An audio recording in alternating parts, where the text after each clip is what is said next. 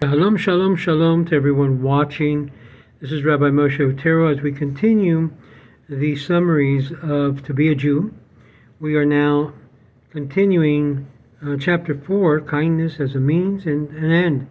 We're looking in this video today the laws pertaining to work and wages, which is very important in today's world where many employers or even those who are working for independent contractors tend to violate the laborer's wages. So what is our basis? It says in the Torah's commandment to pay the wages of a hired person at the agreed time. Now that can vary.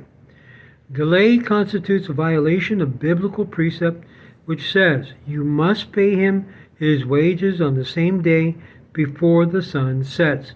Deuteronomy 24 verse 15. The reference is to the night laborer. In the case of a day laborer who collects a salary during the night, it says, the wages of a laborer shall not remain with you all night until the morning.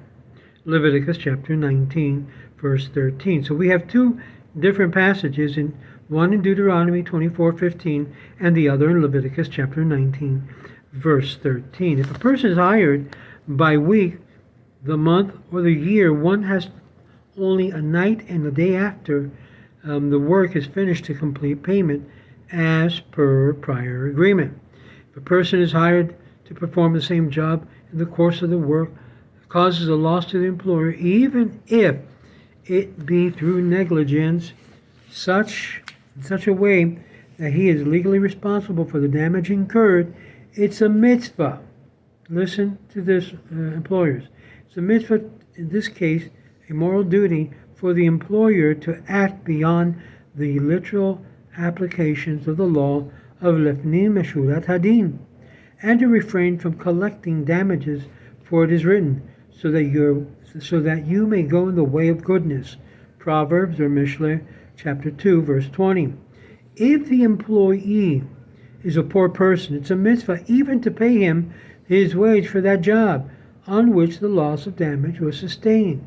This is the way of the righteous, to keep the way of the Lord, to perform the deeds of righteousness and justice, as it says, Lifnim Meshurat Hadin.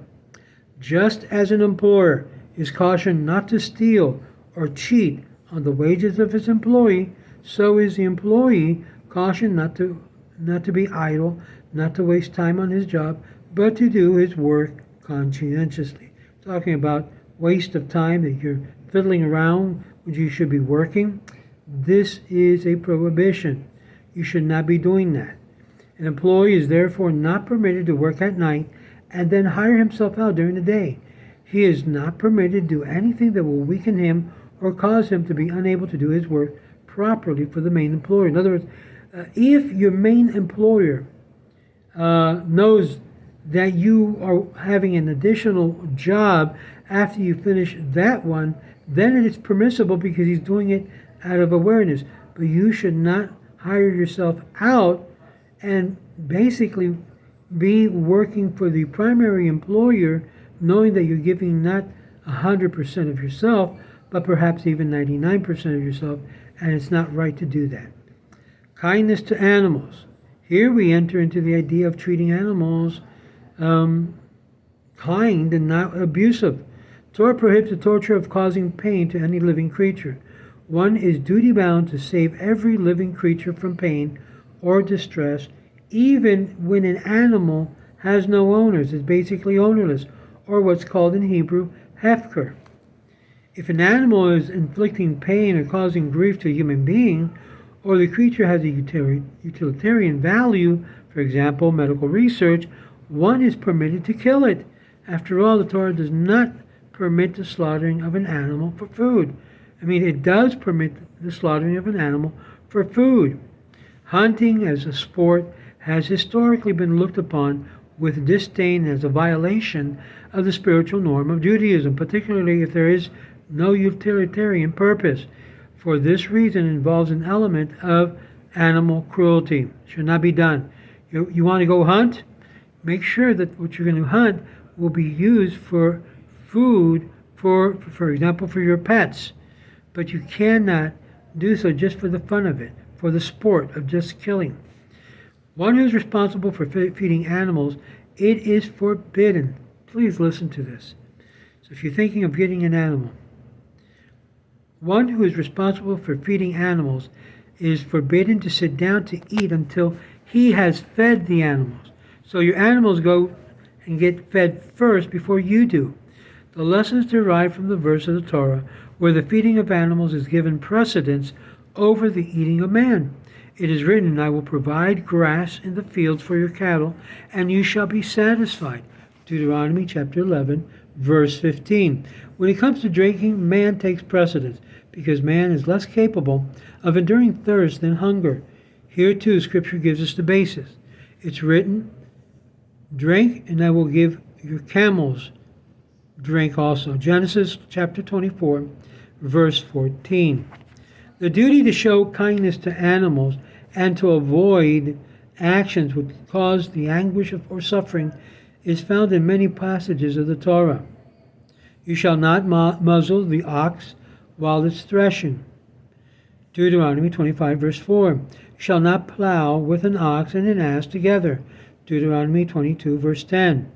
To spare the feelings of the mother bird, do not take the mother together with her young. Let the mother go. Deuteronomy 22, verse 6 through 7. The laws of Shabbat demands, listen to this, demands rest also for the beast. Now I always say, if it demands rest for the beast, how much more so that person who's not Jewish and it requires rest. This is a good question someone had asked me about employing Gentiles during the Sabbath.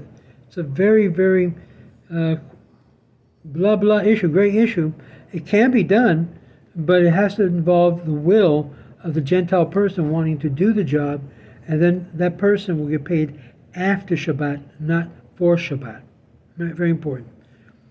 Okay, so the biblical book of Proverbs sums it in this way, that even, it says the following, Deuteronomy 22, verse 6 through 7. The laws of Shabbat demands the rest for the beast. The laws of kosher slaughtering provides for most painless and swift killing to avoid the slightest suffering to the animal. And the biblical book of Proverbs sums it up in this fashion. Righteous man considers the life of his beast. Proverbs chapter 12, verse 10. So let me go to Acts of Justice. And we read Acts of Justice. You shall not oppress the stranger, for you know the feelings of a stranger, having yourselves been stranger in the land of Egypt. Exodus 23, verse 9. Anyone who mistreats or deceives a stranger, a proselyte, either monetarily or through words, is guilty of 3 separate transgressions. The responsibility the Torah places upon us in the treatment of proselyte is very, very great. And let me add this. This is one of the reasons why I think Hashem has come down upon the Jewish people so harshly in these days because of their mistreatment of the proselytes. And here we have plenty of ammunition to explain the reason why.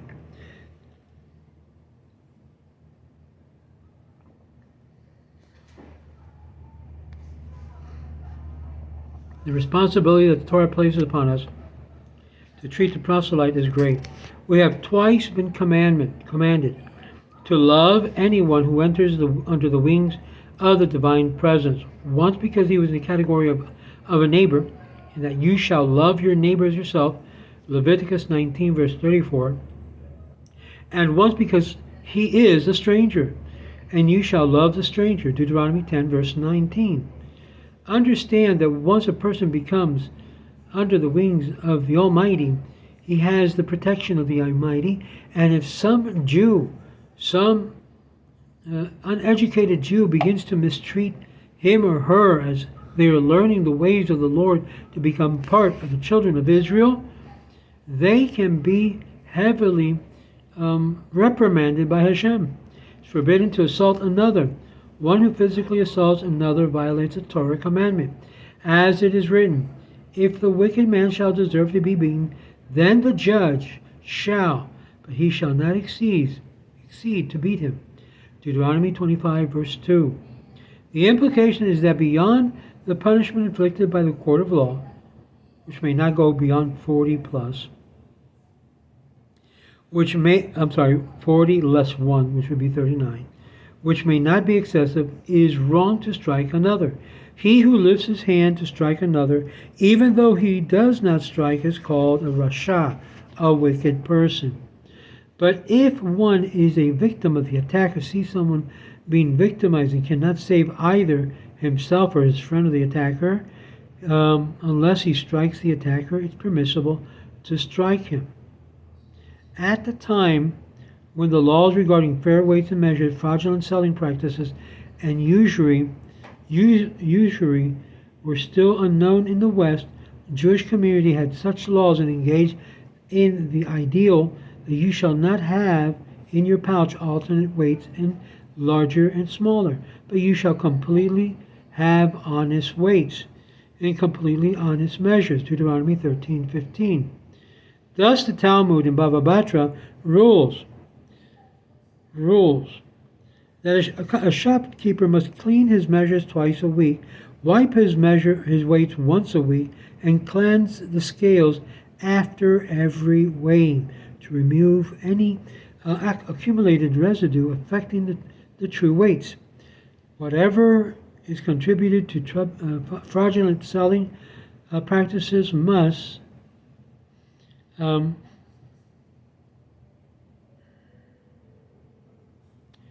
was similar to forbidden in the Torah. So it's completely a prohibition in doing such practices. You must take no bribes, for bribe blinds the clear-sighted and perverts the words of righteous. Exodus 23, verse 8. I want to say this because one of the things that I have come to completely realize, and many times when people want to go through conversion, what's the first thing they want to do? They want to pay for their conversion. You have rabbis throughout the world that basically charge you for conversion. They actually charge you, and what they charge is a lot of money. Sometimes $2,000, $3,000, $4,000, $5,000. Some have even charged $10,000. My friends, this can be considered, in many ways, a form of bribery. You pay me, and I will convert you. First of all, that is a complete bribery and corruption of the process. This is why we do not charge for conversion. We do ask for a donation, but we leave it up to the person who is donating. It becomes very important. So the righteous shall you judge your neighbor. Leviticus chapter 19, verse 15. This precept makes it incumbent upon each person to judge his fellow man in interpersonal relationship on the scales of merit, and to give the other the benefit of doubt, especially when a person has had the record of being beyond reproach. If someone is seeing somebody else committing a sin or going astray, it is a religious duty to inform him of the error of his ways and to return him to the righteous path. The Torah states, reprove your neighbor, Leviticus chapter 19, verse 17, and one should not claim it's none of my business and walk away. No, it is your business. When you see your brother doing something wrong, it is your business to tell him in a good way, a positive way, what you're doing is not proper.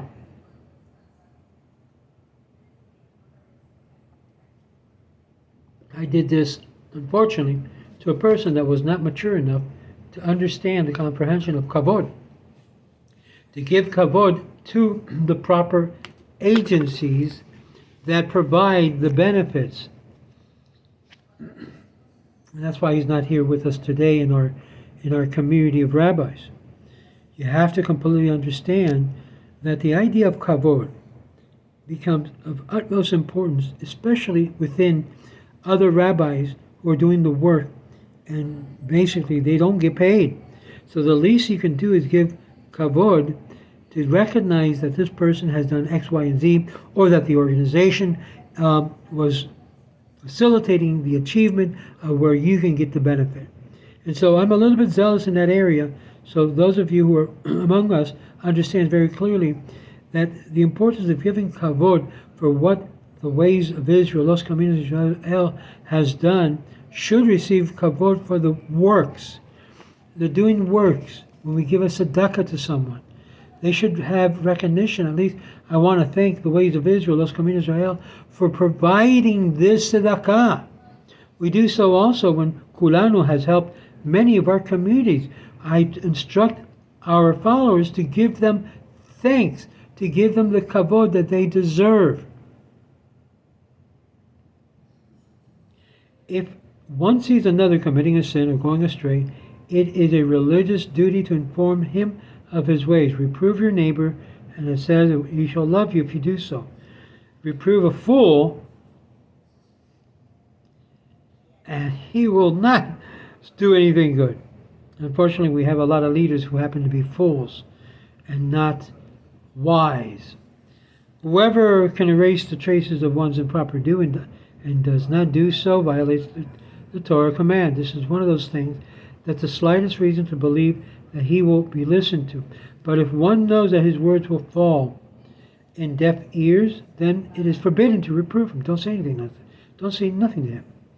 If one certains that no attention will be paid to his reproof, just as the religious requirement of a mitzvah for a person to say that which will not be listened to, it is incumbent upon him a mitzvah to not to say that which will not be listened to. So don't reprove a fool, lest he hates you. Reprove a wise man, and he will love you. Proverbs 9:8. I always say that, unfortunately, with our recent situation, we had a person who basically was not a wise man, even though he had the title of a rabbi. He was a fool, because he and eventually turned out to hate me personally and hate our organization as a result. And this is what what happens when you give someone too much kavod and it goes to their head.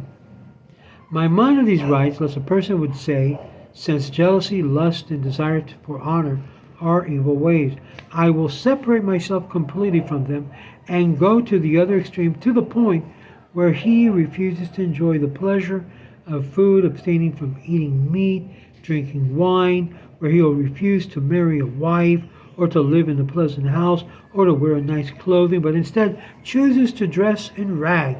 He begins to look like a shemendrik, a shmagegi. This too is an evil way, and it is forbidden that we go that way. Some people will go take religiosity and piety to the extreme, where you see some of the before and after pictures. You say, "Whoa, this guy looks like a bum. He looks completely like a bum. Completely, his religiosity has really turned him like an extremist." And God warns us from being extremists, but take the middle of the road. I've always said this. Don't go too extreme. We have plenty of things that we can correct in ourselves instead of going around to the extreme levels. King Solomon said, do not be overly righteous, and do not be overly wise, lest you be led to iniquity. Ecclesiastes chapter 7, verse 16.